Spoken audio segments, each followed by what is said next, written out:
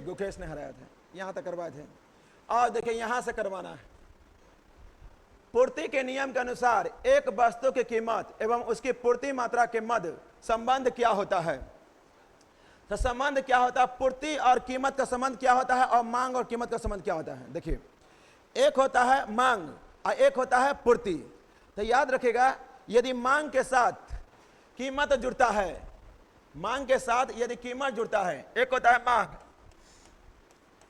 और एक होता है पूर्ति, तो पूर्ति करने वाला कीमत का वह हमेशा धनात्मक होता है।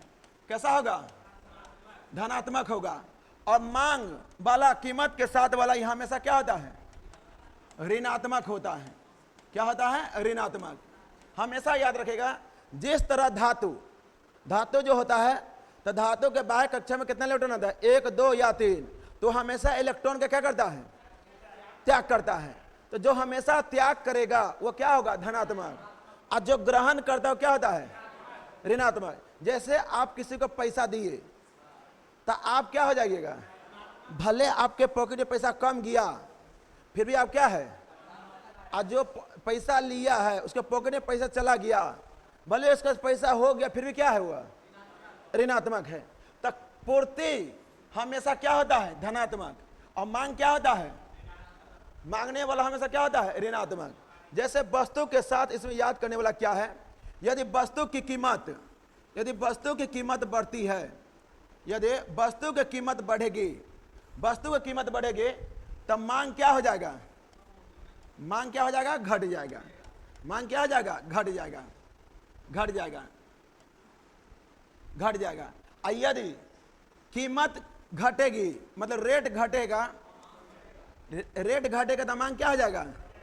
मांग बढ़ जाएगा। मांग क्या हो जाएगा? बढ़ जाएगा। ठीक है ना? आप यही फिगर से भी समझ सकते हैं।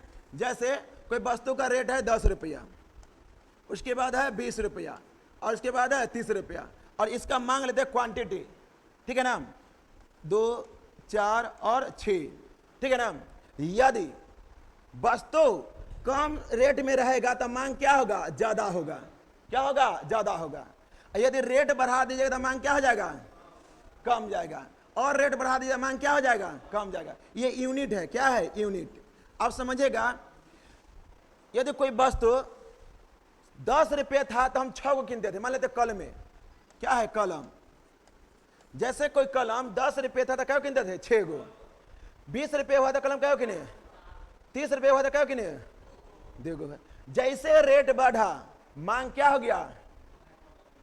मांग नहीं कम हुआ? मांग कम हुआ कि नहीं हुआ? पहले रेट 10 रुपये था तो मांग 6 को होता था।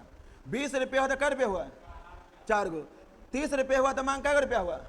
तो रेट बढ़ते जाएगा तो मांग क्या होगा? घटेगा। मांग क्या होगा? घटेगा। तो यही चीज याद रखना है। और वाटसन ने यही बात कहा था, यदि वाटसन इसके जस्ट विपरीत कहा था, यदि रेट बढ़ेगा तो मांग भी बढ़ेगा, यदि रेट घटेगा तो मांग भी क्या होगा? घटेगा। वाटसन इसके जस्ट उल्टा सिद्धांत दिया था। वाटसन ने क्या सिद्धांत दिया था? उल्टा सिद्धांत दिया था। और इसी को नियम कहते हैं, पूर्ति का नियम बोलते हैं। क्या बोलते हैं? पूर्ति का नियम बोलते हैं। पूर्ति का नियम बोलते हैं। मार्शल ने दिया था। मार्शल। रुपया किस देश की मुद्रा है? जो रुपया जो मुद्रा है ना, रुपया, ये किसका है? इंडोनेशिया का। किसका है? इंडोनेशिया का। कल बढ़िया से मैप डलवाएंगे। कल है ना, सभी देश का, वर्ल्ड का मैप डलवाएंगे इसमें। जैसे भारत है, तो भारत के नीचे में आइएगा तब पड़ेगा मालदीव। क्या है बाबू? मालदीव है। ठीक है ना? और इसके बगल में यहां पाइएगा तब पड़ेगा इंडोनेशिया। क्या है? इंडोनेशिया। और इसके बगल में नीचे में यहां पर श्रीलंका है, ऊपर में नेपाल है, इधर बांग्लादेश है, और इधर पाकिस्तान है, और इधर भूटान है। क्या है? भूटान। तब भारत की मुद्रा का नाम क्या है? रुपया। क्या है? रुपया। क्या है? रुपया। वही मालदीव की मुद्रा की बात किया जाए तो इसकी मुद्रा है रुपया। क्या है? रुपया। क्या है? रुपया। और इंडोनेशिया की मुद्रा की बात किया जाए तो यह क्या है? रुपया। रुपया। रुपया। ये क्या लिखा हुआ है? रुपया। क्या है? रुपया। तो इंडोनेशिया की मुद्रा क्या है? रुपया। मालदीव की मुद्रा क्या है? रुपया। अब भारत की मुद्रा, बांग्लादेश की राजधानी ढाका, इसकी मुद्रा क्या है? टाका। इसकी मुद्रा क्या है? टाका। वही बात किया जाए पाकिस्तान की, तो पाकिस्तानी रुपया है। किसका है? पाकिस्तानी रुपया है। और वही नेपाल की बात किया जाए तो नेपाली रुपया है, नेपाली रुपया है। और वहीं बात किया जाए इसका भूटान का, तो इसकी मुद्रा क्या है? न्यूट्रम। क्या है? न्यूट्रम। तो भूटान की मुद्रा है न्यूट्रम, नेपाल की मुद्रा नेपाली रुपया, पाकिस्तान की मुद्रा पाकिस्तानी रुपया, और मालदीव की मुद्रा का नाम क्या है? रुपया। अब भारत का रुपया, और श्रीलंका का है श्रीलंका रुपया।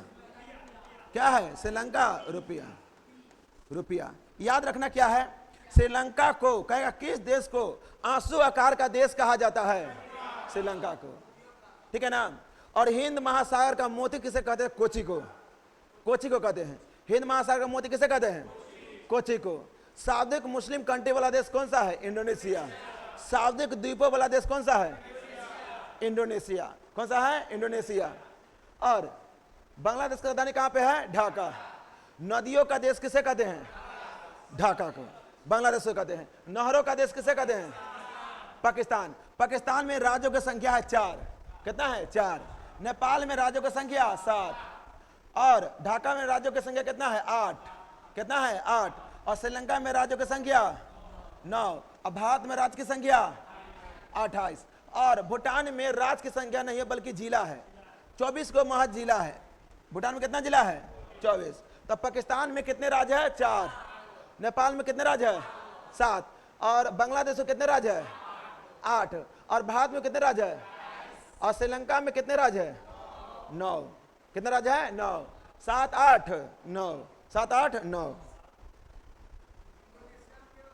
इंडोनेशिया द्वीपों से बटा हुआ देश है। 27,000 द्वीप है। कितना द्वीप है? 27,000 द्वीप है। इंडोनेशिया में कितना द्वीप है?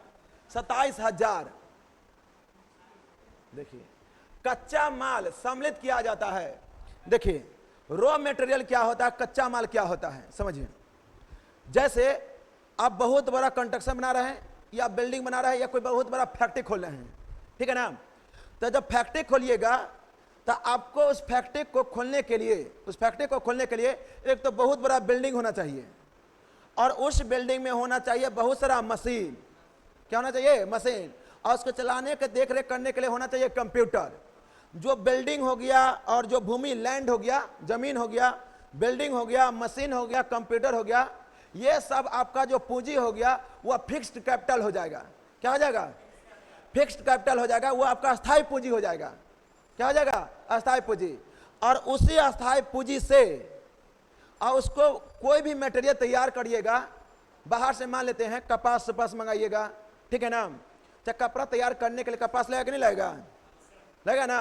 चाहे कोई भी कंस्ट्रक्शन करने के लिए, जैसे कील बनाने के लिए लोहा चाहिए कि नहीं लोहा चाहिए, तो वहां पर ढेर सारा जो मटेरियल चाहिए वही हो जाएगा आपका रॉ मटेरियल, कच्चा माल। क्या हो जाएगा? कच्चा माल को ही बोलते हैं कार्यशील पूंजी। क्या बोलते हैं? कार्यशील पूंजी। जो अस्थाई है उसे क्या बोलेंगे? फिक्स्ड। क्या बोलेंगे? फिक्स्ड। अब फिक्स्ड को ही बोलते हैं क्या? स्थिर। क्या बोलते हैं? स्थिर। तब फिक्स्ड पूंजी को ही क्या बोलते हैं? स्थिर। और डायरेक्ट वर्किंग करने के लिए जो रॉ मटेरियल चाहिए उसे क्या बोलेंगे? कार्यशील। और उसमें मानव संसाधन के लिए जो पैसा दीजिएगा, ठीक है ना, जैसे आप लेबर रखे हैं वेजेस रखने के लिए, जो पैसा दीजिएगा वो क्या हो जाएगा? मानव पूंजी हो जाएगा। आप देख रेख करने के लिए मुंशी रखिएगा, नहीं रखते हैं मुंशी, तो देख रेख करने के लिए मुंशी रखते हैं, मैनेजिंग डायरेक्टर रखते हैं, ठीक है ना। और कंपनी को चलाने के लिए सीईओ रखते हैं, चीफ एग्जीक्यूटिव ऑफिसर रखते हैं। तो वह सब जो होगा कैसा पूंजी होगा? मानव पूंजी। अब प्राकृतिक संसाधन उसे बोलेंगे, जैसे मान लेते बहुत बारिश होने लगा, तब बारिश से बचने के लिए कंस्ट्रक्शन को घिरवाइए कि नहीं घिरवाइएगा? नहीं घिरवाते हैं। आंधी तूफान से बचने के लिए बढ़िया से उसको घिरवाते हैं। उसके बाद भूकंप से, प्राकृतिक संसाधन से बचने, भूकंप से बचने के लिए छतों पर क्या लगाते हैं? भूकंप रोधी लगाते हैं। तो ये सब क्या हो जाएगा? प्राकृतिक संसाधन पूंजी हो जाएगा, ठीक है ना। आज जो काम करने में जो लगता है क्या हो जाएगा? कार्यशील हो जाएगा। आज जो बिल्डिंग हो गया, मशीन हो गया, जमीन हो गया, ये सब क्या हो जाएगा? स्थिर हो जाएगा। और उसमें इंसान जो अपना मेहनत कर रहा है, खर्च कर रहा है, वो क्या हो जाएगा? मानव पूंजी। तो आपसे पूछ रहा कच्चा माल, तो कच्चा माल किस में जाएगा? स्थिर में, कार्यशील में, कि प्रकृति में, कि मानव में जाएगा? कार्यशील में जाएगा। किस में जाएगा? कार्यशील में। व्यवसायिक बैंक का मुख्य कार्य क्या है?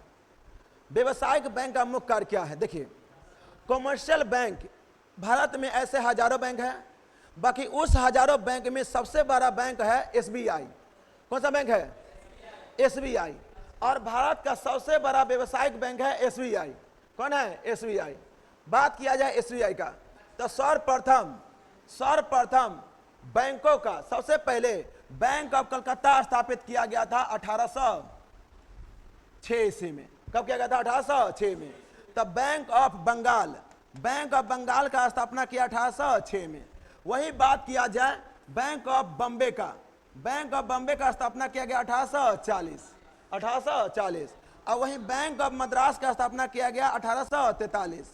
कब किया गया था? 1843। तब बॉम्बे का स्थापना 40, कोलकाता का स्थापना 6, और मद्रास का स्थापना 1843। यही तीनों बैंक को मिलाकर 1921 ईस्वी में बना दिया गया इंपीरियल बैंक। क्या बना दिया गया? Imperial bank of India.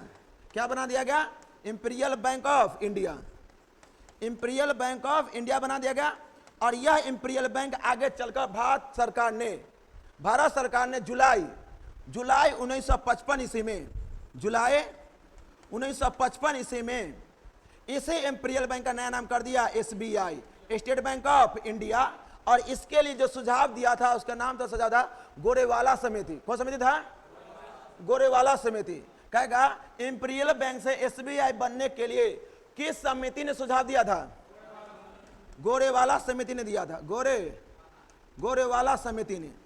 तो इंपीरियल बैंक से एसबीआई बदलने में गोरेवाला समिति ने सुझाव दिया था। गोरेवाला समिति ने, और गोरेवाला समिति ने ही सुझाव देके एसबीआई बना लिया स्टेट बैंक ऑफ इंडिया। और आगे चलकर 19 जुलाई 1969 ईस्वी को 15 कमर्शियल बैंकों, कितना बैंक? 14, लगभग 14 बैंकों, एक छोटा बैंक है इसलिए नाम नहीं था, 14 बैंकों 19 जुलाई 1969 ईस्वी को 14 कमर्शियल बैंक का राष्ट्रीयकरण किया गया पहली बार 19 जुलाई 1969 ईस्वी को। और यह टोटल 14 बैंक था। यह 50 करोड़ की लागत वाली बैंक था। कितना करोड़ का था? 50 करोड़ की लागत वाली था। कितना करोड़ का लागत वाली था? 50 करोड़। उसके बाद 15 अप्रैल 1980 ईस्वी को 6 और बैंक का राष्ट्रीयकरण किया गया। और यह 200 करोड़, कितना करोड़? 200 करोड़ लागत वाले बैंक का, यह कमर्शियल बैंक का क्या किया गया? एकीकृत किया गया। ठीक है ना? तो पहली बार किया गया 19 जुलाई, और दूसरी बार कब किया गया था? 15 अप्रैल 1980। और यह दोनों बार जो हुआ है, उस टाइम में देश का जो प्रधानमंत्री हुआ करते थे, और वह की थी इंदिरा गांधी। किसने की थी? इंदिरा गांधी की थी। कौन के थे? इंदिरा गांधी की थी। इंदिरा गांधी ने ही पहली बार 14 बैंक के और दूसरी बार 6 बैंक का राष्ट्रीयकरण किया था। तब पहली बार 19 जुलाई 1969 ईस्वी को, 19 जुलाई 1969 को, और दूसरी बार 15 अप्रैल 1980 को। और कितना करोड़ की लागत वाली था? अब पहली बार कितना करोड़ की लागत वाली था? 50 करोड़। उसके बाद ये दोनों जो राष्ट्रीयकरण किया गया कमर्शियल बैंक का, ये किसके समय में किया गया था? इंदिरा गांधी के समय में। किस समय में किया गया था? इंदिरा गांधी के समय में किया गया था। और भारत में हजारों बैंक है, उस हजारों बैंक में सबसे बड़ा कमर्शियल बैंक कौन सा है? एसबीआई है। कौन है? एसबीआई। और एसबीआई और ढेर सारा कमर्शियल बैंक है, यह किसी को या तो लोन देगा या किसी को जमा स्वीकार करेगा।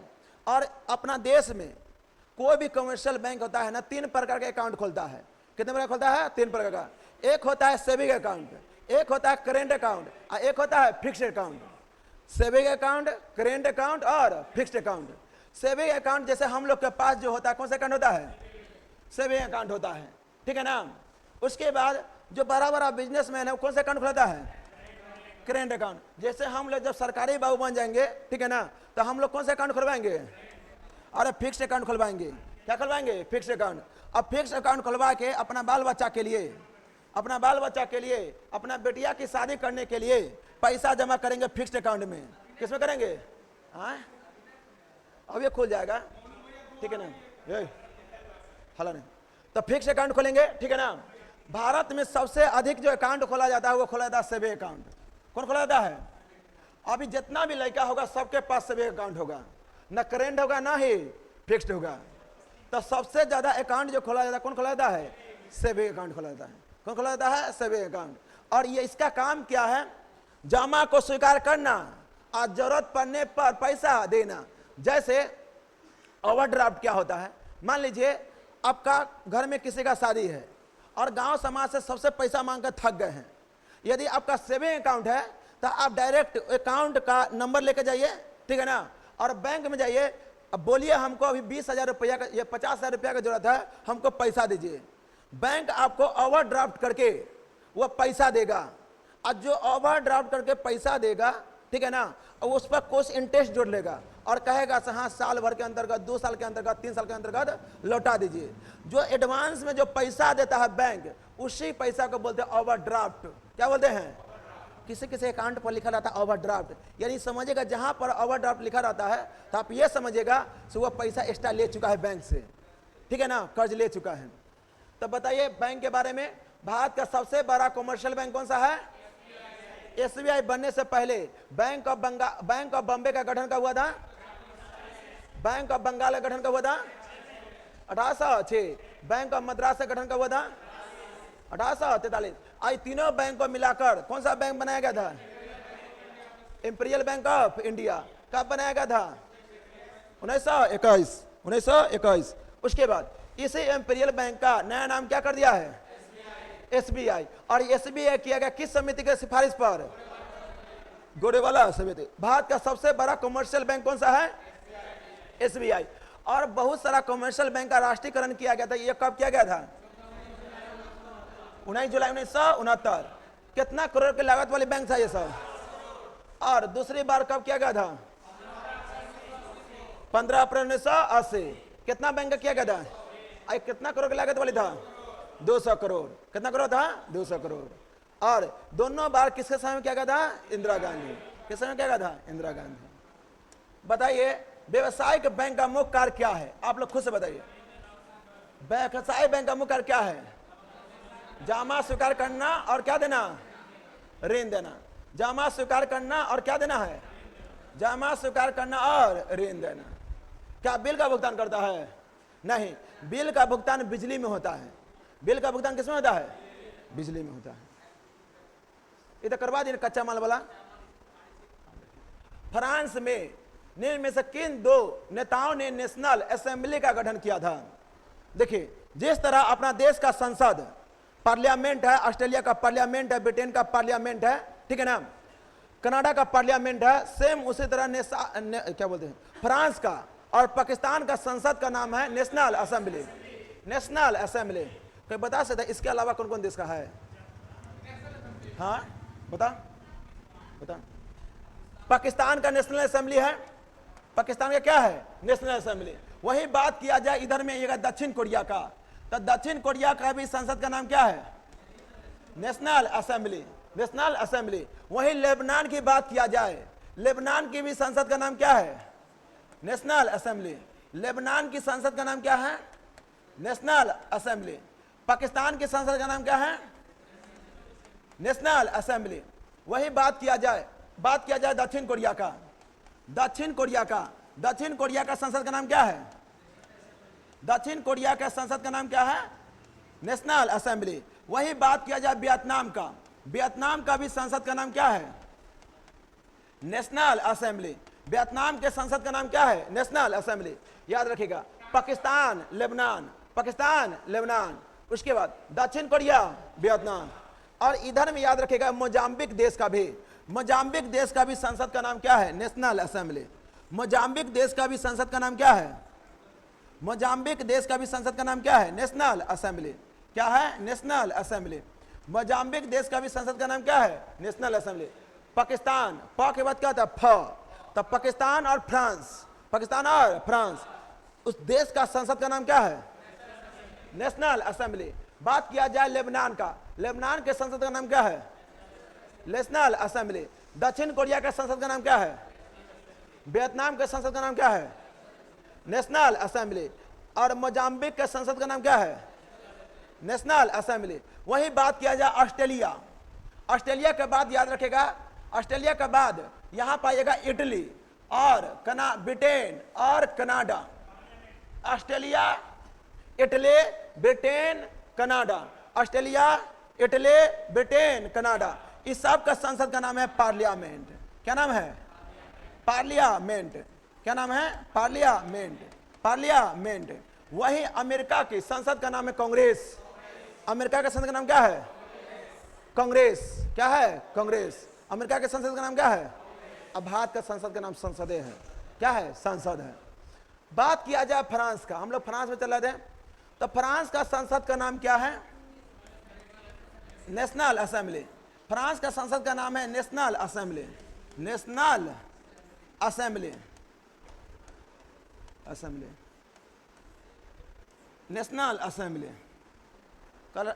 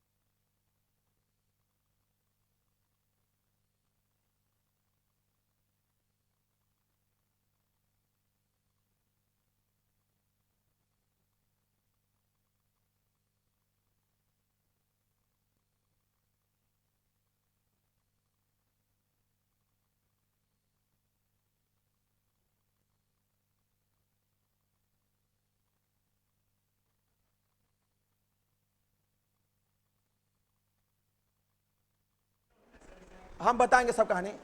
फ्रांस के संसद का नाम क्या है? National assembly. और इस नेशनल असेंबली का जो गठन हुआ 1789 में। क्या 1889 है? 1789 में नेशनल असेंबली का गठन कब हुआ? 1789 में। उसके बाद फ्रांस का संसद जो पहले था ना, फ्रांस का संसद जो पहले था ना, गणतंत्रात्मक था। कैसा था? नहीं, पहले था राजतंत्रात्मक। और 1791 सितंबर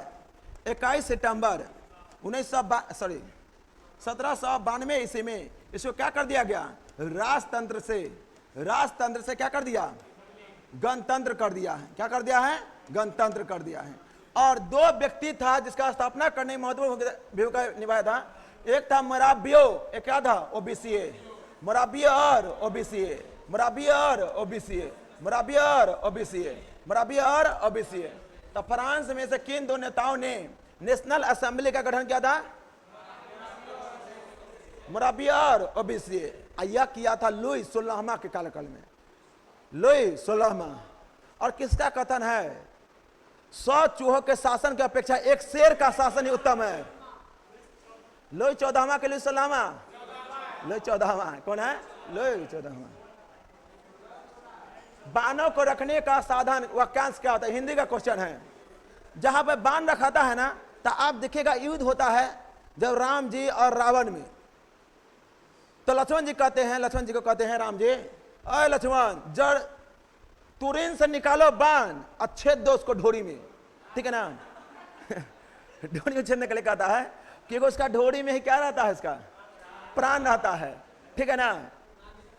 तो बाण जहां पर रखा जाता है, इतना को जो हाड़िया रहता है, इतना घैला जो रहता है, ठीक है ना, पीछे नहीं रहता बाल्टी लेखन। बाल्टी लेखन जो रहता है पीछे, उसको क्या बोलते हैं? तुरीन बोलते हैं। क्या बोलते हैं? तुरीन। तो जहां पे बाण रखा जाता है उसे क्या बोलते हैं? तुरीन। महाभारत में देखिएगा ना, चाहे रामायण देखिएगा, तो निकालो तुरीन से बाण और छेद दो रावण के ढोरी। ठीक है ना? ठीक है ना? तो तुरीन, तुरीन याद रखिएगा। भारत रत्न विजेता भूपेन हजारिका निम्नलिखित क्षेत्र में से किससे संबंधित है? किसे है? कला से। आज भारत रत्न के बारे में पूरा खत्म कर देते हैं।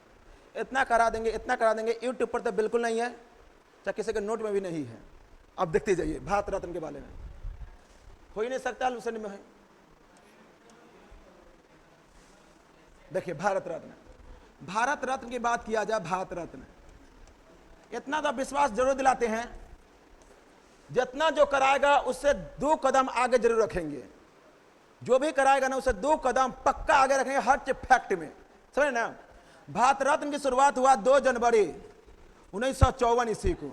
भारत रत्न की शुरुआत हुआ 2 जनवरी 1954 ईस्वी को।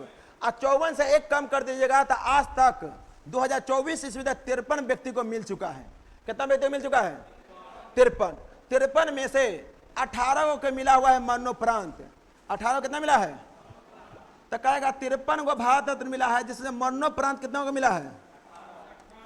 18 को मिला है मरणोपरांत। वही बात किया जाए 53 में से 18 घटा दीजिए तो कितना बच जाएगा? 35 व्यक्ति को जीवित मिला है, 35 व्यक्ति को जीवित। बात किया जाए भारत रत्न, तो भारत रत्न पहली बार सीवी रमन को मिला था। किसे मिला था? सीवी रमन को मिला था। चक्रवर्ती राजगोपाल को मिला है। चक्रवर्ती राजगोपाल चारी। और एक किसे मिला है? सर्वपल्ली राधाकृष्णन। जब पहली बार भारत रत्न शुरू किया गया था इसी 3 आदमी को दिया गया था, सीवी रमन को, चक्रवर्ती राजगोपालचारी को और राधाकृष्ण को। आज तीनों को दिया गया 1954 ईस्वी को। पहला राष्ट्रपति जिसको भारत रत्न मिला था, ठीक है ना, पहला राष्ट्रपति जिसको भारत रत्न मिला था उसका नाम था राजेंद्र प्रसाद। और राजेंद्र प्रसाद को भारत रत्न कब मिला, कोई बता सकता है? 1962। और राजेंद्र प्रसाद का कार्यकाल 1960 से लेकर 1962 तक था। बताइए राजेंद्र प्रसाद को जो भारत रत्न मिला है, पद पर रहते मिला है कि पद पर हटने के बाद मिला है? पद पर रहते, पद पर हटने के बाद। वही देश का पहला प्रधानमंत्री जिसको भारत रत्न मिला है, उसका नाम क्या है? पंडित जवाहरलाल नेहरू। प्रथम मुख्यमंत्री जिसको भारत रत्न मिला है, गोविंद बल्लभ पंत, उत्तर प्रदेश। गोविंद बल्लभ पंत।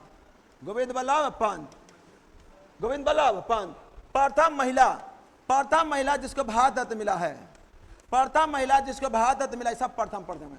पहला। प्रथम महिला जिसको भारत रत्न मिला जिसका नाम है इंदिरा गांधी। क्या नाम है? इंदिरा गांधी। प्रथम महिला जिसको भारत रत्न मिला जिसका नाम क्या है? इंदिरा गांधी। 1971 मिला था। 1971 में। सबसे उम्रदराज व्यक्ति जिसको भारत रत्न मिला है, सबसे उम्रदराज जिसको भारत रत्न मिला है जिसका नाम है डीके कर्वे। क्या नाम है? DK curve. 1957 में मिला है। कब मिला है? सबसे कम उम्र में भारत रत्न मिला है, सबसे कम में सचिन तेंदुलकर।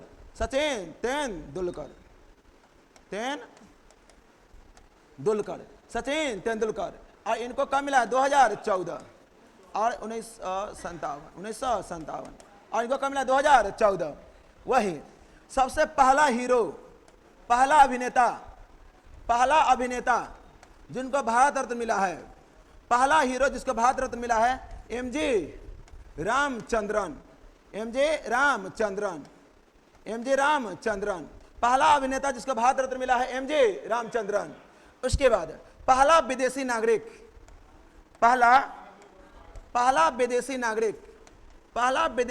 जिसको भारत रत्न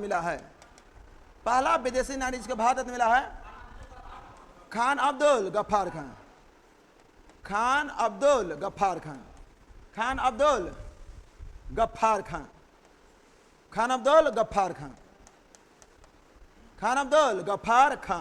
पहला विदेशी नागरिक जिसको भारत रत्न मिला है खान अब्दुल गफ्फार खान।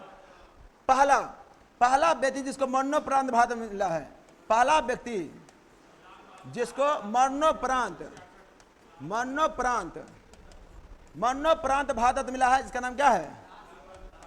लाल बहादुर शास्त्री। लाल बहादुर शास्त्री। लाल बहादुर शास्त्री को मिला था 1966 में, 1966। और वही बात किया जाए खान अब्दुल गफ्फार खान को 1987। और दूसरा व्यक्ति था नेल्सन मंडेला 1990।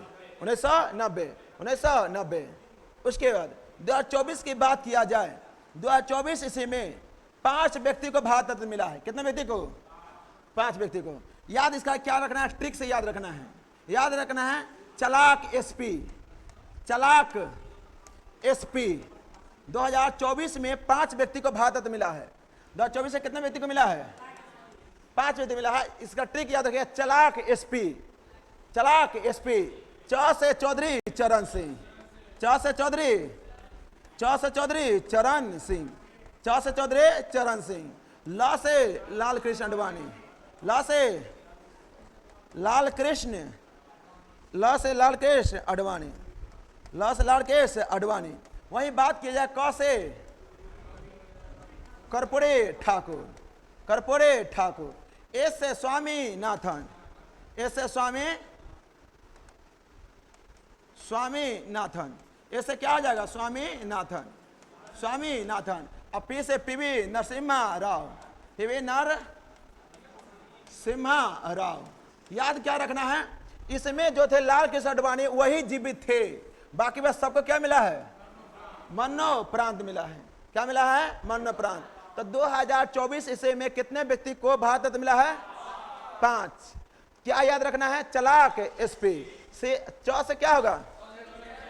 अल्लाह से, क से, ए से, पी से पेवे नरसिम्हा राव।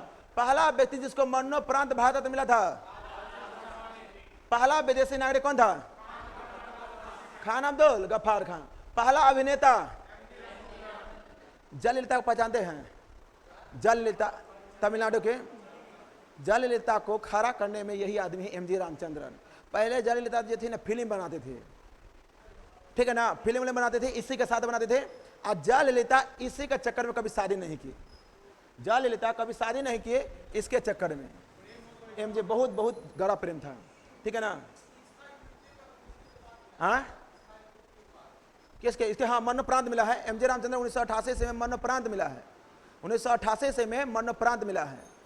और आजकल के प्यार जानते हैं, ये सच्चा प्यार था, एमजे रामचंद्रन और जयललिता का सच्चा प्यार था, ठीक है ना।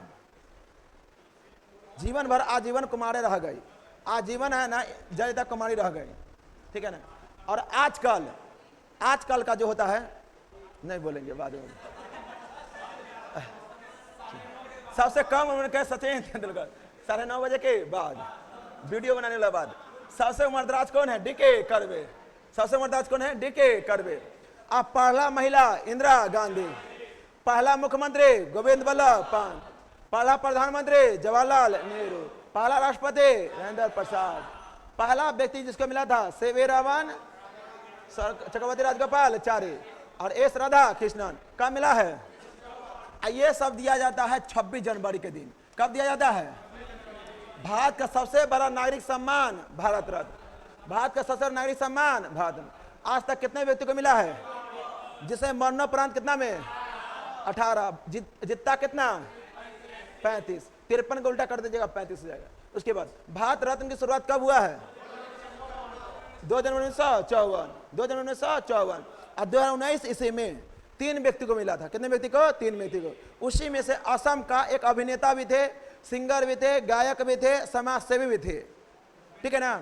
भूपेन हजारिका, भूपेन हजारिका कला के क्षेत्र में, आर्ट के क्षेत्र में सबसे उत्कृष्ट मतलब सहयोग किए थे देश के लिए।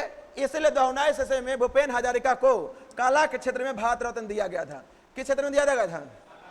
कला के क्षेत्र में। क्या वह इकोनॉमिस्ट थे? नहीं, वह डायरेक्टर थे। क्या थे? डायरेक्टर। साथ ही साथ वह संगीतज्ञ भी थे। क्या थे? संगीतज्ञ भी थे। और ये पॉलिटिक्स नहीं थे। अनपचाई शर्करा क्या होता है? माल्टोज, सुक्रोज, लैक्टोज और स्लोबायोस। अनपचाई शर्करा क्या होता है? कौन जटिल शर्करा होता है? समझिए। एक होता है फ्रुक्टोज। देखिए शर्करा मतलब होता है ना कार्बोहाइड्रेट। शर्करा मतलब क्या होता है? कार्बोहाइड्रेट। शर्करा मतलब क्या होता है? कार्बोहाइड्रेट। ये सब है ना, रूम पर उतार लीजिएगा। शर्करा मतलब होता है कार्बोहाइड्रेट। देखिए शर्करा जो होता है ना, कार्बोहाइड्रेट जो होता है ना, उसी को बोलते हैं कार्बोहाइड्रेट। और कार्बोहाइड्रेट जो होता है यह 3 प्रकार का होता है।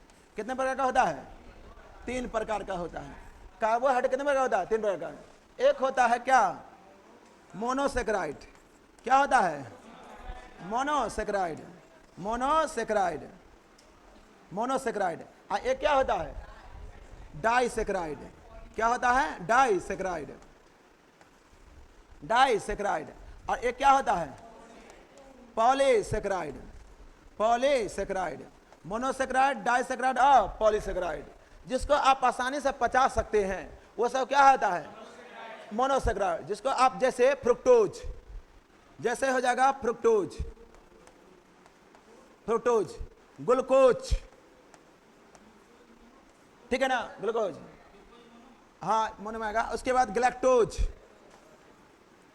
गैलेक्टोज, ठीक है ना, ये सब किसमें आता है? मोनोसेक्राइड। अब देखिएगा ग्लूकोज और ग्लूकोज के मिलाइएगा, क्या बनता है? माल्टोज। ग्लूकोज में ग्लूकोज मिलाइएगा, ये सब वहां पर टिक से याद करवा, याद है ना? रे सब नहीं। ग्लूकोज, ग्लूकोज में ग्लूकोज मिलाइएगा, ग्लूकोज में ग्लूकोज मिलाइएगा तो क्या बनता है? माल्टोज बनता है। क्या बनता है? माल्टोज। ग्लूकोज में ग्लूकोज मिलाइएगा, क्या मिलेगा? माल्टोज। वहीं ग्लूकोज में फ्रुक्टोज मिलाइएगा, ग्लूकोज में फ्रुक्टोज मिलाइएगा, फ्रुक्टोज मिलाइएगा तो क्या बनता है? सुक्रोज। क्या बनता है? सुक्रोज। अब इस सब के बारे में बताएंगे क्या बनता है? सुक्रोज। अब वहीं गैलेक्टोज, ग्लूकोज में गैलेक्टोज मिलाइएगा, ठीक है ना, ग्लूकोज में गैलेक्टोज, ग्लूकोज में गैलेक्टोज मिलाइएगा तो क्या बनता है? लैक्टोज। जैसे देखिएगा गाल में गाल सटेगा तो लाल हो जाएगा, ठीक है ना, गाल में गाल सटे क्या हो जाएगा? लाल हो जाएगा। तो ग्लूकोज में गैलेक्टोज से क्या हो जाएगा? लैक्टोज। क्या हो जाएगा? लैक्टोज। और ग्लूकोज देखिए GF से होता है, जब GF बनेगा, गर्लफ्रेंड बनेगा तो शरीर पूरा सूख जाएगा, सुक्रोज। क्या हो जाएगा? सुक्रोज। जब गर्लफ्रेंड बनेगा तो पैसा इतना ना ऐंठ लेता है, इतना ना ऐंठ लेता है, तो आदमी को सुखा देता है, तो क्या हो जाएगा? सुक्रोज। नहीं समझ में आया? तो ग्लूकोज में फ्रुक्टोज मिले तो क्या हो जाएगा? सुक्रोज। और ग्लूकोज में ग्लूकोज क्या हुआ? लैक्टोज। और ग्लूकोज में क्या बोला? हाँ, ग्लूकोज में ग्लूकोज मिले क्या हो जाएगा? माल्टोज। अब पॉलीसेक्राइड में आता है सेलुलोज। क्या आता है? Cellulose, cellulose. और आता है काइटिन। क्या आता है? काइटिन। जैसे आप एक चीज देखिए,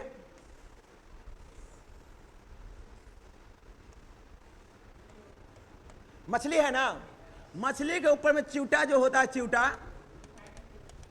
मछली के ऊपर में जो चिवटा होता है, चिवटा, ये किसका बना होता है? वह काइटिन का बना होता है। और काइटिन एक अनपचयी शर्करा होता है। काइटिन जो होता है अनपचयी शर्करा। जैसे आप मछली खरीदने के लिए जाइएगा तो इतना गो रखे रहता है चाकू वाला, कुछ रखे रहता है घगरने वाला, ऐसे लगड़ के चिवटा छुटा देता है। और वह चिवटा जो होता है ना, वह काइटिन होता है। और हमारे शरीर में यदि चल जाएगा तो नहीं पच पाएगा, समझ ना? तो अनपचयी शर्करा में होता है कौन? काइटिन। उसी तरह होता है सेलुलोज। पहले के इंसान लोग मतलब पेड़ पौधा खा लेता था, बिना पका हुआ तो पचा लेता था। जैसे जैसे इंसान का विकास होने लगा तो वह सेलुलोज को भी नहीं पता है। सेलुलोज जो होता है ना, पेड़ पौधा में होता है। कहाँ होता है? पेड़ पौधा में। और सेलुलोज से कौन पचाता है? पेड़ पौधा। नहीं कि हम, क्या पेड़ पौधा को हम लोग पचा लेते हैं? नहीं पचा पाते हैं। तो सेलुलोज और काइटिन जो होता है ना, अनपचयी शर्करा होता है, ठीक है ना। बाकी ऑप्शन में दोनों था ही नहीं, ना सेलुलोज था नहीं काइटिन था। तो सबसे जटिल शर्करा आ जाता है कौन? लैक्टोज। और कौन हो जाएगा? सुक्रोज। क्योंकि आप इसको आसानी से पचा सकते हैं, ग्लूकोज को, लैक्टोज को और फ्रुक्टोज को, ठीक है ना। जैसे गन्ना उन्ना पीजिएगा तो फ्रुक्टोज मिलता है कि नहीं मिलता है? ग्लूकोज मिलता है कि नहीं मिलता है? तो इसको तो पचा सकते हैं, ये सरल किसमें होता है? ये सरल, इस सरल शर्करा होता है। क्या होता है? सरल, क्या बोलते इसको? सरल कार्बोहाइड्रेट होता है, सरल कार्बोहाइड्रेट होता है। बाकी जैसे ही इसके अणु मिल जाएगा तो क्या हो जाएगा? जटिल हो जाएगा।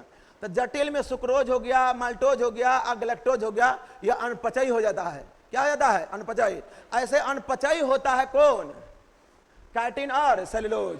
बाकी एग्जाम के ऑप्शन में था ही नहीं, काइटिन और सेलुलोज था ही नहीं। तो इसका क्या हो जाएगा? सुक्रोज। क्या हो जाएगा? सुक्रोज ना बुझाया? तो यह कैसा शर्करा होता है? जटिल। मारे थे एग्जाम में, वहां बताए थे, वहां पर बताए थे। तब निम्नलिखित में से कौन सा अनपचयी शर्करा होगा? तो क्या क्या होता है? काइटिन और क्या होता है? सेलुलोज। बाकी ये दोनों ऑप्शन में नहीं रहेगा तो क्या मानिएगा? सुक्रोज। क्या हो जाएगा? सुक्रोज। और लैक्टोज और माल्टोज, लैक्टोज और माल्टोज जो होता है, लैक्टोज और माल्टोज, यह कैसा होता है? सरल शर्करा होता है। कैसा होता है? सर अरे लैक्टोज किने लिख दिए यहां पर? ग्लूकोज, गैलेक्टोज और लैक्टोज भी होता है। लैक्टोज, हाँ, कि ग्लूकोज भी आसानी से पच जाता है और ग्लूकोज भी आसानी से पच जाता है। लैक्टोज में क्या होता है? सरल होता है। बाकी सुक्रोज क्या होता है? जटिल। क्या होता है? नहीं मेरे भाई, ग्लूकोज होता है, ग्लूकोज होता है, हाँ ये आता है ना, भले ही आता किसमें है? डाइसैकराइड में। बाकी जो ग्लूकोज होता है ना, ये आसानी से पच जाता है। ग्लूकोज कितनों लीजिएगा ना, आसानी से पच जाता है। आप 2 रुपये आइएगा ना तो मतलब 1 लीटर पी लीजिए, 2 घंटे के बाद 1 और लीटर पी लीजिए, तो आसानी से क्या कर लेता है? पच जाता है। बाकी सुक्रोज थोड़ा जटिल होता है, ये नहीं से नहीं पच पाता, जटिल होता है। सबसे ज्यादा जटिल होता है तो काइटिन होता है। मछली के चिंटा कभी भी आप पचा नहीं सकते, किसी भी अवस्था नहीं पचा सकते हैं, और सेलुलोज को भी किसी अवस्था में नहीं पचा सकते हैं।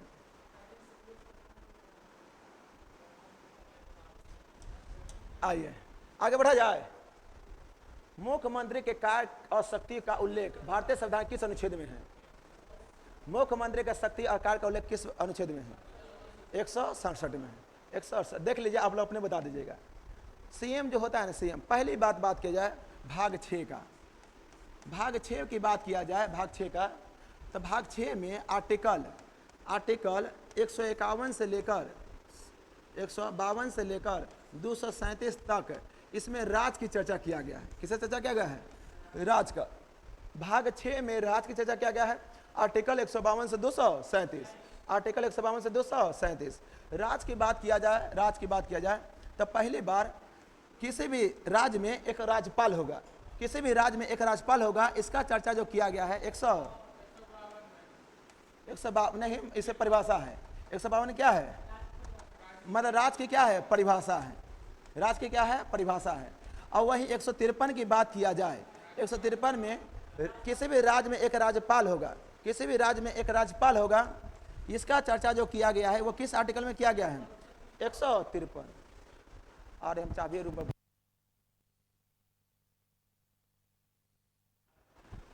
तो 153 में राज्यपाल की चर्चा किया गया है। 154 में क्या कहा गया है? राज की सारा शक्ति, राज की, जैसे बिहार राज्य की सारा का सारा शक्ति वह राज्यपाल में निहित होगा।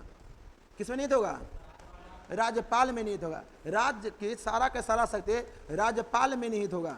किसमें निहित होगा? राज्यपाल में निहित होगा। राज्य की सारा का सारा शक्ति राज्यपाल में निहित होगा। इसका चर्चा किस आर्टिकल में है? 154। 155 में कहा गया है राज्यपाल की नियुक्ति, राज्यपाल के नियुक्ति। तो राज्यपाल की नियुक्ति कौन करता है? राष्ट्रपति। 155 लिखना चाहिए। ऐसा राज्यपाल की नियुक्ति। इसके 56 में है राज्यपाल का कार्यकाल। बताइए राज्यपाल का कार्यकाल कितना साल का होता है? 5 साल का होता है। वह प्रसाद प्रयत्न होता है। राज्यपाल का कार्यकाल क्या होता है? प्रसाद प्रयत्न। वह राष्ट्रपति के इच्छा पर डिपेंड करता है। राष्ट्रपति को जब मन करेगा तब रखेगा, जब मन करेगा तब हटा देगा। उसके बाद राज्यपाल की जो योग्यता होता है, राज्यपाल की योग्यता की चर्चा 157। राज्यपाल की योग्यता की चर्चा 157। राज्यपाल के पद की जो शर्तें हैं, राज्यपाल के पद की शर्तें, राज्यपाल के पद की शर्तें, शर्त में क्या कहा गया है? से राज्यपाल को 3,50,000 रुपये मिलेगा, उसको राज्य के विधानमंडल में जाकर बैठना पड़ेगा, यही उसका क्या है? शर्त है। उसके बाद राज्यपाल का शपथ, राज्यपाल का शपथ की चर्चा किया गया है 159। और कुछ आकस्मिकताओं में राज्यपाल के कर्तव्यों का निर्वहन, कुछ आकस्मिकताओं में राज्यपाल के कर्तव्यों का निर्वहन, राज्यपाल के कर्तव्यों का निर्वहन, राज्यपाल के कर्तव्यों का निर्वहन, कुछ आकस्मिकताओं में राज्यपाल के कर्तव्यों का निर्वहन 160। वहीं बात किया जाए 161 का, तो राज्यपाल का क्षमा किसमें है? 161। उसके बाद 162 की बात किया जाए, 162 के बाद बात किया जाए तो राज्य की कार्यपालिका का विस्तार, राज्य की कार्यपालिका का विस्तार, राज्य की कार्यपालिका का विस्तार, राज्य की कार्यपालिका का जब विस्तार की चर्चा किया गया है वह किसमें किया गया है? 162। राज्य की कार्यपालिका का जो विस्तार की चर्चा किया गया 162। वही बात किया गया है 163। 163 क्या कहा गया है? से राज्यपाल को सहायता और सलाह देने के लिए, राज्यपाल को सहायता और सलाह देने के लिए राज्य में मंत्रिपरिषद होना चाहिए, राज्य में मंत्रिपरिषद होना चाहिए। राज्यपाल को सहायता और सलाह, राज्यपाल को सहायता और सलाह, राज्यपाल को सहायता और सलाह देने के लिए मंत्रिपरिषद होना चाहिए। यह किस में चर्चा किया गया है? 163 में। और 164 में क्या कहा गया है? 164 में कहा गया है जो मंत्रिपरिषद होता है, मंत्रिपरिषद या सामूहिक रूप से विधानसभा के प्रति जवाबदेह होगा। मंत्रिपरिषद सामूहिक रूप से विधानसभा के प्रति जवाबदेह होगा, इसका जो चर्चा किया गया है वह किसमें किया गया है? 164। मंत्रिपरिषद सामूहिक रूप से, किस रूप से? सामूहिक रूप से, मंत्रिपरिषद सामूहिक रूप से वह विधानसभा के प्रति जवाबदेह होगा, वह किसमें चर्चा किया गया? 164। वहीं बात किया जाए 165 की, तो 165 में जिस तरह केंद्र में महान्यायवादी होता है तो राज्य में क्या होता है? महाधिवक्ता। तो राज्य में क्या होता है? महाधिवक्ता। तो महाधिवक्ता की जो चर्चा किया गया है, महाधिवक्ता की चर्चा किसमें है? 165।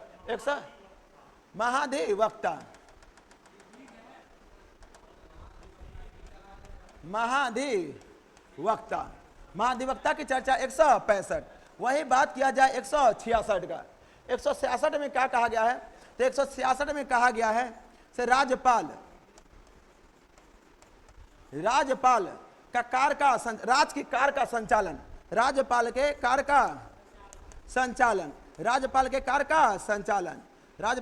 संचालन। वहीं 167 में कहा गया है, 167 में राज्यपाल और मंत्रिपरिषद के बीच योजक कड़ी के रूप में काम करेगा मुख्यमंत्री। कौन काम करेगा? मुख्यमंत्री। राज्यपाल और मंत्रिपरिषद के बीच योजक कड़ी के रूप में काम कौन करेगा? मुख्यमंत्री। यानी कि राज्यपाल को किसी से मंत्रिपरिषद बात करना होगा तो पहले किससे करेगा? मुख्यमंत्री से। अब मुख्यमंत्री किससे कहेगा? मंत्रिपरिषद। यदि मंत्रिपरिषद को राज्यपाल को कुछ कहना होगा तो पहले किससे कहेगा? मुख्यमंत्री। अब मुख्यमंत्री किससे कहेगा? राज्यपाल। यानी राज्यपाल के और मंत्रिपरिषद के बीच योजक कड़ी के रूप में जो काम करेगा वो कौन करेगा? मुख्यमंत्री। कौन करेगा? मुख्यमंत्री। उसके बाद बात किया जाए 168 की, तो 168 में चर्चा किया गया है विधानमंडल का। किसका चर्चा किया गया है? विधानमंडल का। वहीं बात किया जाए 169 का। 169 में कहा गया है विधान परिषद का सृजन और समाप्त। विधान परिषद का सृजन और समापन। विधान परिषद का सृजन और समापन। और किसी भी राज्य में विधान परिषद कितने राज्य में है? 6। एगो उत्तर प्रदेश, बिहार, कर्नाटक, महाराष्ट्र, आंध्र प्रदेश, तेलंगाना। बिहार में सीट कितना है? 75। उत्तर प्रदेश कितना है? 100। कितना है? 100। महाराष्ट्र में 78 और कर्नाटक में 75, तेलंगाना में 40, आंध्र प्रदेश में 58। कितना है? 58। तो किसी भी राज्य में विधान परिषद होगा या नहीं होगा, इसका चर्चा किस आर्टिकल में है? और कितने राज्य में विधान परिषद है? 6 राज्य में। कितने राज्य में है? 6 राज्य में। और 170 में कहा गया है विधानसभा। 170 में क्या चर्चा किया गया है? विधानसभा। वहीं बात किया जाए 171 में, तो 171 में विधान परिषद। क्या है? विधान परिषद। 171 में क्या है? विधान परिषद। क्या है? विधान परिषद। फिर से आइए शुरू से एक बार करवा देते हैं।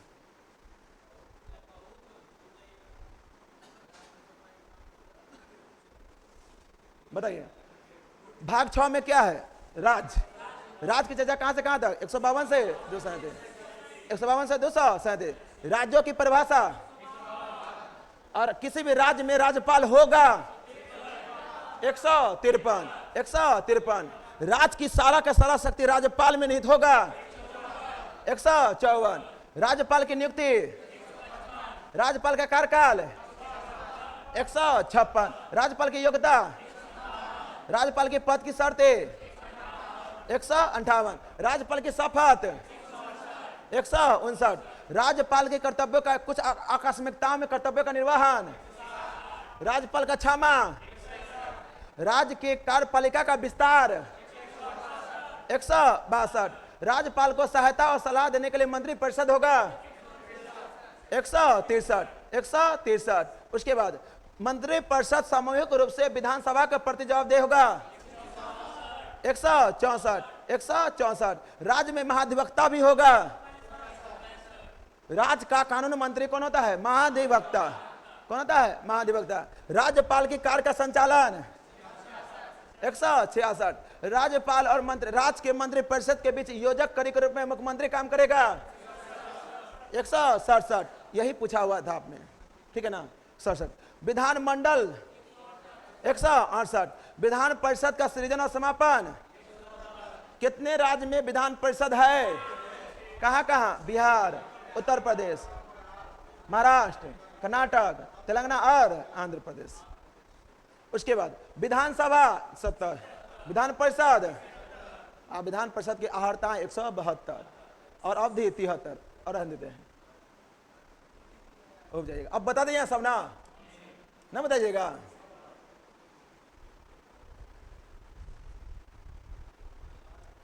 हम बताए ना, ऐसा डिस्कशन करना अपने उब जाइए, कहेगा बाप रे बाप। आइए, फिटकीरी गंदले पानी को किस प्रकार द्वारा स्वच्छ करता है? तस्कंदन होता है, फिल्टर के द्वारा करेगा। क्या होगा? फिल्टर। हम उस दिन बताए थे इसी का पहला डिस्कशन में, अवशोषण के बारे में, अधिशोषण के बारे में, अपवहन के बारे में, ठीक है? नहीं छोड़ देते हैं। तो फिटकीरी गंदले पानी को किससे करता है? स्कंदन। और पानी को शुद्ध करने के लिए क्या मिलाते हैं? क्लोरीन। क्या मिलाते हैं? क्लोरीन। पानी को शुद्ध करने के लिए क्या मिलाते हैं? क्लोरीन। उसके बाद कॉपर छीलन को सांद्र H2SO4 के साथ गर्म करने पर क्या मुक्त होता है? जब देखिए हाइड्रोजन को गर्म करेंगे तो हाइड्रोजन क्या हो जाएगा? उड़ जाएगा। अब बच जाएगा क्या? Sulphur dioxide, sulphur dioxide, SO2 बचेगा। क्या बचेगा? SO2। आंत में पाचन के पश्चात अवशोषित वसा का वहन क्रिया कौन करता है? लसिका करेगा। कौन करेगा? लसिका। रुधिर के बारे में हम लोग किसी दिन देख लेंगे, ठीक है ना? हमारे शरीर का वजन का कितना होता है? 7% होता है। नहीं, 7% होता है। हमारे शरीर के वजन का कितना प्रतिशत होता है? 7% होता है। और रुधिर होता है 3 प्रकार का। कितने प्रकार का होता है? 3 प्रकार, ठीक है ना? रुधिर होता है, एक होता है प्लाज्मा होता है, एक क्या होता है? रुधिर। और रुधिर होता है, ये 3 प्रकार का होता है। कौन कौन होता है? WBC, RBC और प्लेटलेट्स।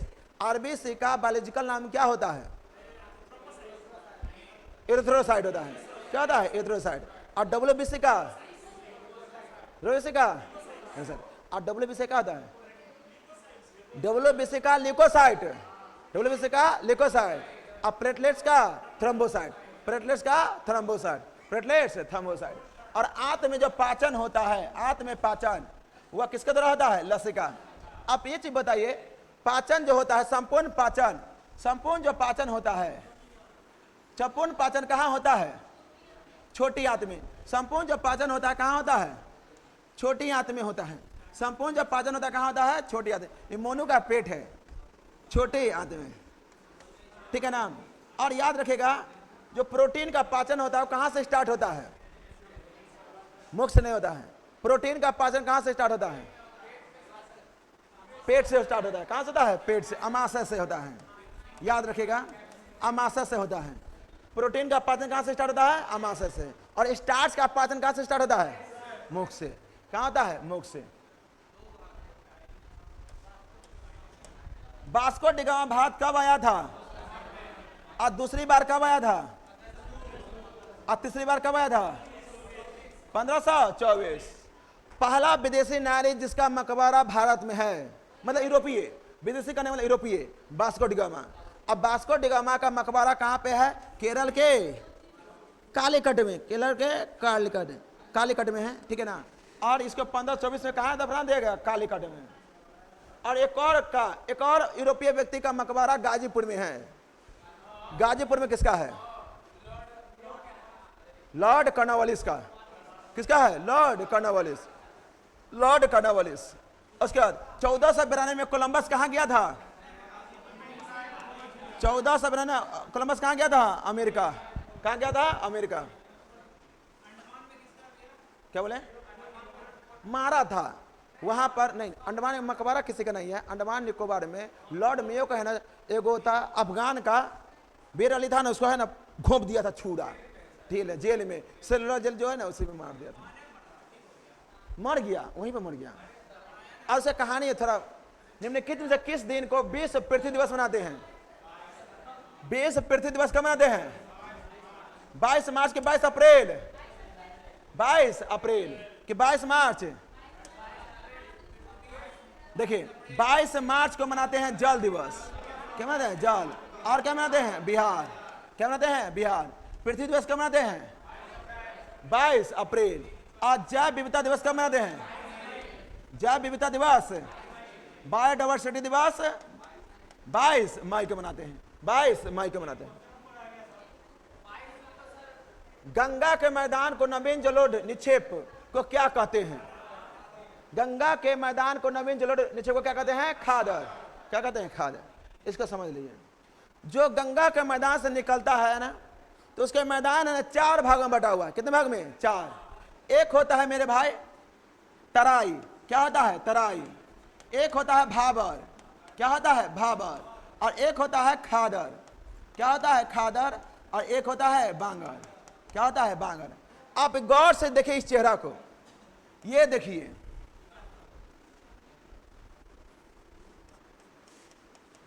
ठीक है ना, सूर्य निकल रहा है, पहाड़। अब देखिए ये मान लीजिए हिमालय है, ये अरावली पर्वत है। क्या है? अरावली पर्वत है। अरावली पर्वत के नीचे आइएगा, अरावली पर्वत के नीचे, तो अरावली पर्वत से बहुत सारा नदियां निकलता है, बहुत सारा नदियां निकलता है। गंगा नदी है, यमुना है, ठीक है ना, तीस्ता नदी है, ढेर सारा नदी निकलता है। अरावली पर्वत से नीचे आइएगा तो पर्वत से आगे ये तो ढेर सारा यहाँ पर कंकर पत्थर मिलेगा। क्या मिलेगा? कंकर पत्थर मिलेगा। क्या मिलेगा? कंकर पत्थर मिलेगा। और कंकर पत्थर में यहाँ पानी का रफ्तार बहुत तेज रहेगा। क्या रहेगा? तेज रहेगा। क्या रहेगा? तेज रहेगा। और यह इसका दूरी जो होता है 8 किलोमीटर से लेकर और 16 किलोमीटर तक, 8 किलोमीटर से लेकर 16 किलोमीटर तक। तो जहाँ हिमालय के पर्वत से जहां से गंगा नदी, कोई भी नदी निकलती है, उसका जस्ट अगला वाला भाग जिसमें छोटा छोटा कंकर पत्थर हो, जिसमें छोटा छोटा कंकर पत्थर हो, उसे ही बोलते हैं तराई। क्या बोलते हैं? तराई क्षेत्र। यानी कि हिमालय के आगे छोटा छोटा इतना इतना वो बुकनी वाला पत्थर कंकर मिलता है, उसे क्या बोलते हैं? तराई। और तराई के आगे आइएगा तो यही पानी ढेर सारा बालू लेके आएगा, ढेर सारा बालू। अब पीसा हुआ कंकर पत्थर लेके आएगा, ठीक है ना, पीसा हुआ कंकर पत्थर लेके आएगा। पीसा हुआ कंकर पत्थर लेके आइएगा तो वह होता है भाबर। कौन सा क्षेत्र होता है? भाबर क्षेत्र। और यही पानी सिर्फ पानी के रूप में निकलेगा, पानी के रूप में निकलेगा, पानी के रूप में आगे हुए निकलेगा, ठीक है ना। गंगा नदी, मान गंगा नदी है, पानी के रूप में सिर्फ आगे निकलेगा, पानी के रूप में।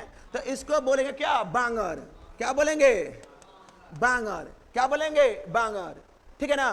तो सबसे शुरू वाला क्षेत्र क्या होता है? तराई। तराई के बाद क्या होता है? भाबर। और सिर्फ जहां पे पानी रहेगा क्या हो जाएगा? बांगर।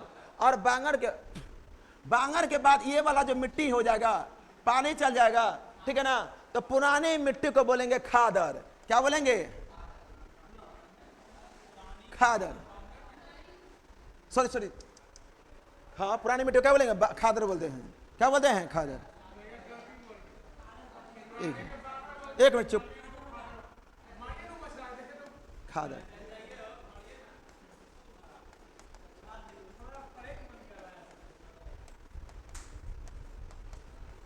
ये पर ना चला देना रे, देखिए इस पर नहीं चला देना, ये बोले हैं। देखिए जब सीधे पानी लेके आए तो ये पानी वाला जो एरिया होता है उसको क्या बोलते हैं? खादर। तो नवीन जलोढ़ मिट्टी जो जमाएगा क्या हो जाएगा? खादर। और जब यही नवीन जलोढ़ मिट्टी पुराना हो जाएगा तो उसको क्या बोलेंगे? बांगर। यही नवीन जलोढ़ मिट्टी जब पुराना हो जाएगा क्या हो जाएगा? बांगर। क्या हो जाएगा? बांगर। जहां पर कंकर पत्थर होता है उसे क्या बोलते हैं? तराई। जहां पर बालू जैसा हल्का पिसा हुआ पत्थर लगा क्या हो जाएगा? भावर। और सिर्फ पानी ही लेकर आते तो क्या हो जाएगा? अब पुराना क्या बोलेंगे? बांगर। और पूरा भारत की बात किया जाए, भारत में तो लगभग कितना प्रतिशत जलोढ़ मिट्टी पाई जाती है? 45.6%। 45.6। टोटल भारत का जलोढ़ मिट्टी पाया जाता है कितना प्रतिशत? 45.6। ना गलत लिखता है, याद रखिए जो बता रहे हैं ना, वो एनसीईआरटी में जो लिखा हुआ है ना, एनसीईआरटी नया किताब अपडेट कर दिया है। 45.6 पुराना एनसीईआरटी में देखिएगा ना तो उसमें 40 है, चाहे दृष्टि वाला में लिख देता है 40। बाकी नया का एनसीईआरटी, हाँ लेसन में नया 40 लिखा है, बाकी नया एनसीईआरटी जो आया है बुक अपडेट जो हुआ है उसमें 45 सेकंड। आंसर यही लेगा 45.6। ठीक है ना, हम ले लिए है किताब ने का वाला, तुम्हारा वाला। बताइए नई जलोढ़ मिट्टी को क्या बोलते हैं? खादर। पुरानी जलोढ़ को बांगर। जहां पत्थर कंकर बालू रहेगा तो, और जहां पर हल्का का मिसल बालू पत्थर रहेगा तो। पृथ्वी दिवस कब मनाते हैं? बताइए। प्रयाग प्रशस्ति का रचनाकार कौन था? प्रयाग प्रशस्ति का रचनाकार कौन था? हरिसेन। सबसे पहले बात किया जाए गुप्त वंश का, तो गुप्त वंश का संस्थापक था श्री गुप्त। 240 ईस्वी में गुप्त वंश का स्थापना हुआ था। ठीक है ना। और गुप्त वंश के बाद, श्री गुप्त के बाद आया था अगला उत्तराधिकारी महाधिराज। कौन आया था? उसे क्या बोलते थे उसको? महाधिराज छोड़िए, समुद्रगुप्त, यानी कि श्री गुप्त का पोता का नाम था समुद्रगुप्त। और समुद्रगुप्त के ही दरबार में रहा करता था हरिसेन। कौन रहा करता था? हरिसेन। और हरिसेन ने ही प्रयाग प्रशस्ति अभिलेख की रचना किया है। हरिसेन ने ही प्रयाग प्रशस्ति अभिलेख की रचना किया है। और यह समुद्रगुप्त के दरबार में रहा करता था। किसके दरबार में रहा करता था? समुद्रगुप्त के दरबार में। और इसको समुद्रगुप्त को भारत का नेपोलियन कहा जाता है। भारत का नेपोलियन कहा जाता है। भारत का नेपोलियन इसको कहा था B.A. स्मिथ। किसने कहा था? B.A. स्मिथ ने कहा था। किसने कहा था? B.A. स्मिथ। वही बात किया जाए बाणभट्ट का, तब बाणभट्ट जो रहा करता था, बाणभट्ट वह हर्षवर्धन के दरबार में रहा करता था। हर्षवर्धन। और हर्षवर्धन के दरबार में बाणभट्ट रहता था। और इसने ही हर्षचरित नामक पुस्तक लिखा था। हर्षचरित। और हर्षचरित पुस्तक की रचना जो किया कौन किया है? बाणभट्ट। और कालिदास जो रहा करता था चंद्रगुप्त द्वितीय, जिसको विक्रमादित्य भी कहा जाता है। चंद्रगुप्त द्वितीय, चंद्रगुप्त द्वितीय, चंद्रगुप्त द्वितीय। और इसी के दरबार में रहा करता कालिदास। और कालिदास ने रचना किया है मालविका अग्निमित्र। मालविका क्या बोलते उसको? मालविका अग्निमित्र। और अभिज्ञान शकुंतलम, अभिज्ञान शकुंतलम। ये सब पुस्तक किसका लिखा हुआ है? कालिदास का। रघुवंशम पुस्तक किसका है? कालिदास। और विष्णु शर्मा ने पुस्तक लिखा है पंचतंत्र। विश्व में सबसे अधिक बिकने वाला पुस्तक है पंचतंत्र। लगभग 25,000 भाषाओं में छपने वाला पुस्तक है पंचतंत्र। कौन सा है? पंचतंत्र। और वो कौन लिखा है? विष्णु शर्मा। कौन लिखा है? विष्णु शर्मा। आइए, इमरजेंसी हार्मोन किसे कहते हैं? इमरजेंसी हार्मोन किसे कहते हैं? एड्रेनल को कहते हैं।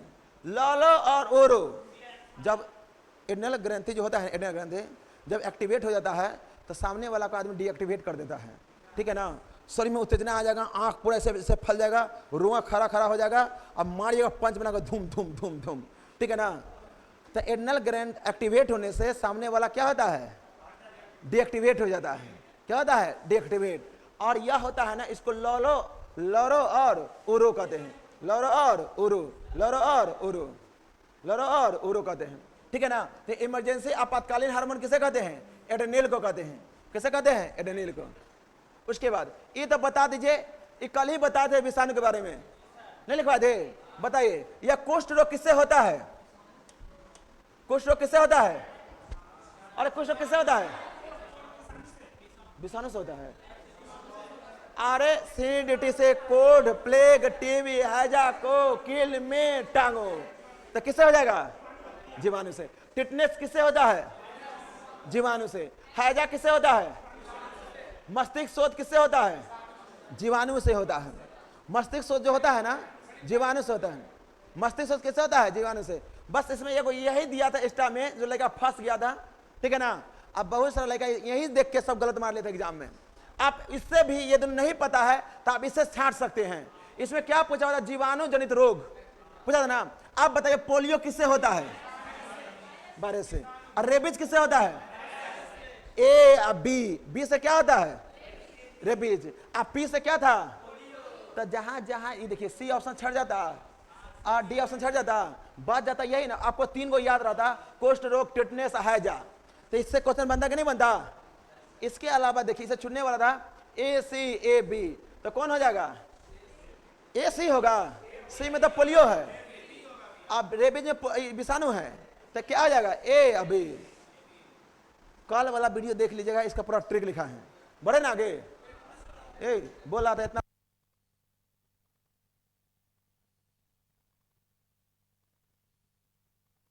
अब देखिए, 1991 में भारत में आर्थिक सुधारों को अपनाने का मुख्य व तत्कालीन कारण क्या था?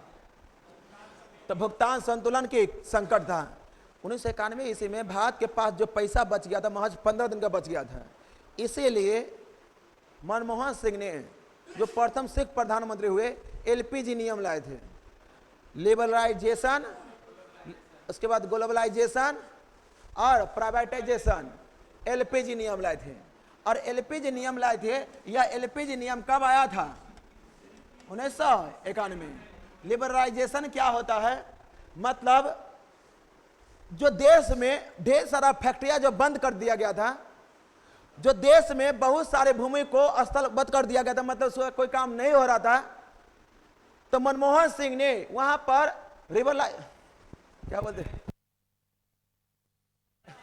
लिबरलाइजेशन के सहायता से उस पर जो था ना, बंदी क्या कर दिया था? हटा दिया था।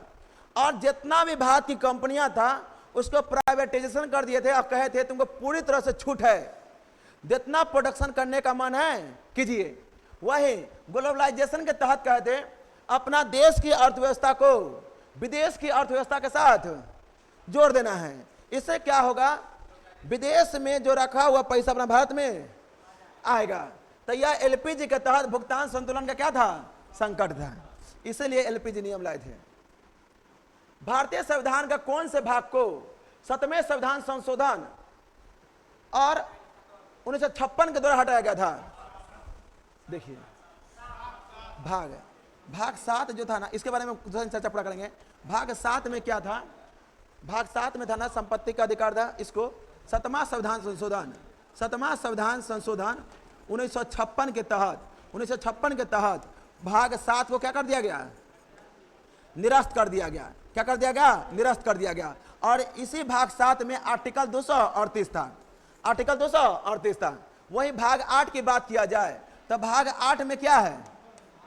भाग 8 में है क्या? यूटी, केंद्र शासित प्रदेश। और भारत में कितना केंद्र शासित प्रदेश है? तो 8 को केंद्र शासित प्रदेश है। और भाग कितना में है? 8। और भाग 8 में है 8 को केंद्र शासित प्रदेश। और इसका चर्चा किया गया है 239 से लेकर 242, 239 से 242। और पहला भाग जिसको निरस्त किया गया था वो भाग कौन था? कौन से संविधान संशोधन के तहत? 7वां संविधान संशोधन 1956। 7वां संविधान संशोधन 1956। और किस आर्टिकल को निरस्त किया गया था? 238। वही बात किया जाए भाग 5 का, तो भाग 5 में क्या है? संघ। भाग 5 में क्या है? संघ। और संघ का चर्चा आर्टिकल की बात किया जाए तो आर्टिकल कहां से कहां तक है? 52 से 151। और इसको 3 भागों में बांटा गया संघ को, कार्यपालिका, विधायिका और न्यायपालिका। CAG होता है, नियंत्रक और महालेखा परीक्षक वो किसके अंतर्गत आता है? कार्यपालिका, विधायिका की न्यायपालिका? न्यायपालिका। किसके अंतर्गत आएगा? न्यायपालिका। भाग 7 को तो क्या कर दिया गया है? निरस्त। 7वां संविधान संशोधन 1956। वहीं भाग 8 की बात किया जाए, क्या है? यूटी। तो केंद्र शासित प्रदेश की चर्चा किस भाग में है और कितना केंद्र शासित प्रदेश है? 8। सबसे बड़ा केंद्र शासित प्रदेश कौन सा है? लद्दाख। दूसरा कौन सा है? जम्मू कश्मीर। तीसरा कौन सा है? अंडमान निकोबार। तीसरा कौन सा है? अंडमान निकोबार। चौथा दिल्ली। चौथा दिल्ली। अब पांचवा कौन सा है? दादर नगर हवेली दमन दीव। दादर नगर हवेली दमन दीव। और छठा पुदुचेरी। छठा पुदुचेरी। और 7वां चंडीगढ़। 7वां चंडीगढ़। और 8वां लक्षद्वीप। 8वां लक्षद्वीप। भाग 6 की चर्चा किया जाए तो भाग 6 में क्या है? राज्य। क्या है? राज्य। और इसका आर्टिकल कहां से कहां तक है? 152 से 237। 152 से 237। इसको भी 3 भाग में, कार्यपालिका, विधायिका और न्यायपालिका। कार्यपालिका, विधायिका और न्यायपालिका। अंत्योदय कार्यक्रम कब शुरू हुआ था? अंत्योदय कार्यक्रम कब शुरू हुआ था? 2000। अंत्योदय कार्यक्रम कब शुरू हुआ था? बतिया रहा है, सब मानेंगे ना? क्या बतिया रहे? अन्नपूर्णा बता तो रहे ना। अन्नपूर्णा योजना कब आया था? 2000। अंत्योदय कब आया था? 2000 में। वही कहेगा इंदिरावास योजना 1950 से। इंदिरावास योजना कब आया था? 1950 से। 1950 से। उसके बाद बात किया जाए 90 से कल करा देंगे, ठीक है ना? अब स्टडी कराते हैं, ठीक है ना? हाँ हाँ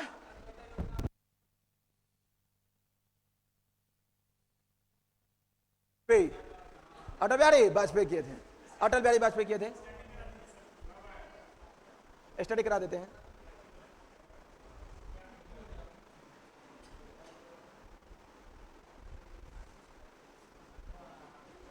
मनु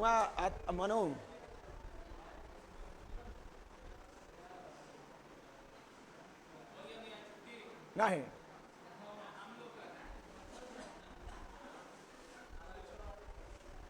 ठीक है, आप लोग जाइए। स्टैटिक पढ़िएगा कि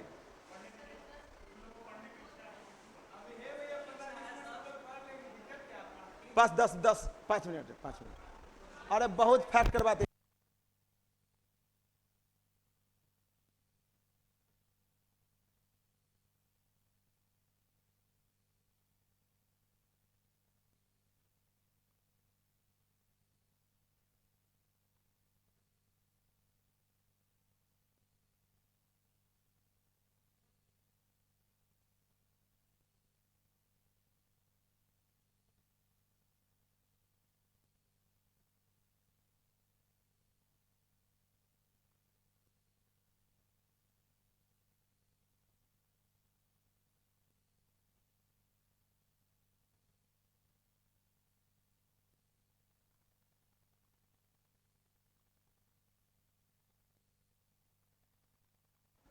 नीली क्रांति का संबंध किसे है? मत्स्य। भूरी क्रांति का संबंध किसे है? कोको से। किसे है? कोको। कोयला कोयला कोयला उर्वरक। कोयला उर्वरक जो होता है ना, कोको। रजत क्रांति का संबंध किसे है? अंडा। रजत क्रांति का संबंध अंडा। पीली क्रांति का संबंध, ऐसे तिल का तिल होता है ना, पीला पीला होता है। तिल कैसा होता है? पीला। लाल क्रांति का संबंध किसे है? लाल लाल टमाटर। लाल लाल लाल लाल टमाटर। अब मांस जब कटता है तो कैसा रहता है? मांस कटता है कैसा रहता है? लाल। गुलाबी क्रांति का संबंध किसे है? गुलाबी क्रांति का संबंध किसे है? झींगा से। अब प्याज का किसे है? गुलाबी। और औषधि का किसे है? अब पहले देता था प्याज और झींगा, अब देगा औषधि।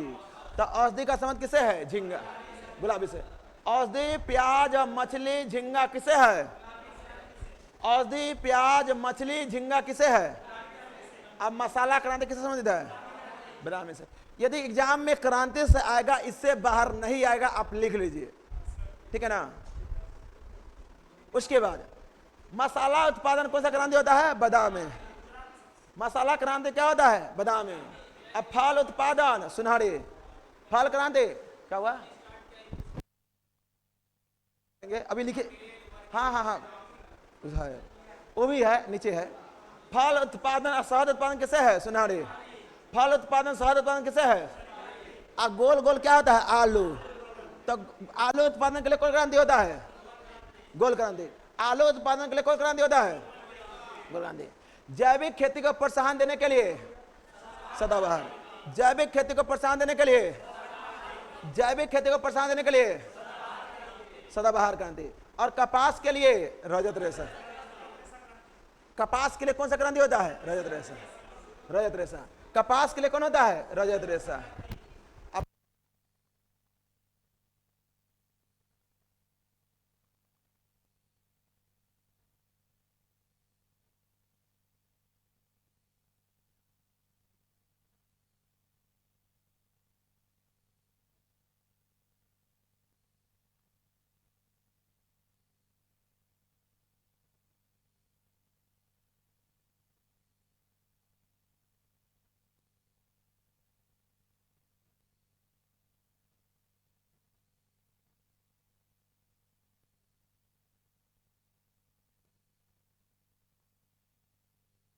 नौकरी लेकर यदि लड़कियां वर्दी पहन कर चला गई यहां पर, वही बड़ी सबसे बड़ी सफलता है।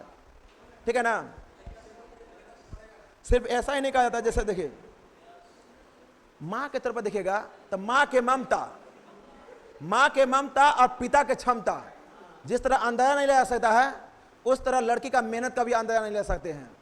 क्या से क्या कर सकती है, बाकी उसका अपना क्षमता के यादें नहीं रहता है।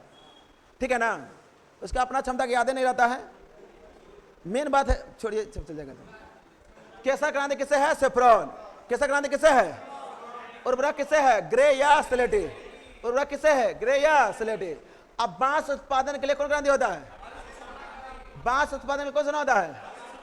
मोटे अनाज के लिए, मोटे अनाज के लिए मोख।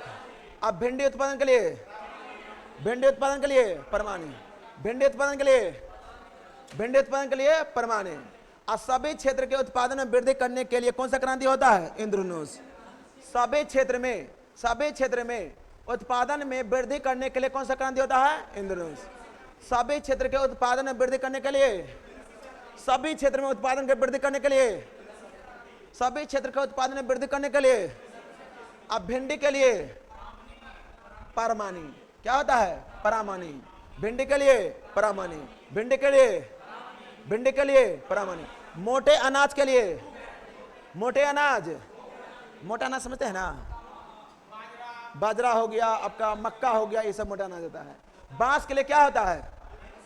हरी सोना। बांस बहुत लंबा लंबा होता है, हरा हरा सोना होता है। तो बांस के लिए क्या होता है? हरी सोना। उर्वरक के लिए क्या होता है? ग्रे। केसर के लिए सेफ्रॉन। केसर के लिए सेफ्रॉन। केसर के लिए सेफ्रॉन। जूट के लिए, जूट के लिए सुनहरा। जूट के लिए सुनहरा। कपास के लिए, कपास के लिए रजत रेशा। कपास के लिए रजत रेशा।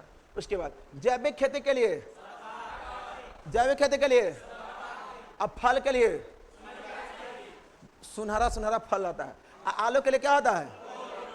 और मसाला के लिए झींगा मछली के लिए, टमाटर मांस के लिए, तिलहन के लिए, अंडा के लिए, कोको के लिए, मत्स्य के लिए, दुग्ध के लिए, खदान के लिए, और खदान के लिए हरित क्रांति। इतना सब क्रांति होता है। पहले इसी तरह क्रांति होता है, जैसे पाकिस्तान से मार हो जाता था, चाइना से मार होता था, बहुत सारा क्रांति होता था, भारत में क्रांति होता था। ये सब फसलों का क्रांति है।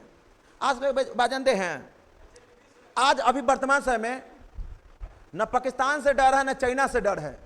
ठीक है ना? वर्तमान समय में न पाकिस्तान से डर है न चाइना से डर है, और न इजराइल से डर है, न रूस से डर है, न अमेरिका से डर है। वर्तमान समय में एक ही चीज से डर है, वह पॉकेट में रखे मोबाइल से डर है। समझे ना? बस इसी से बच के रहना है आपको। और जितना कराते हैं उसको बार बार रिवीजन करना है। आप ये मत कमा किए से हमको तनका डाटा मिल जाता है। आपको बहुत चीज करवाते हैं, आपको इतना डाटा लाने के लिए पीछे 6-7 घंटा का मेहनत करना पड़ता है। समझे ना? तो अभी के समय में, ठीक है, देखिए, तो अभी के समय में किससे डरेगा? ना देगा।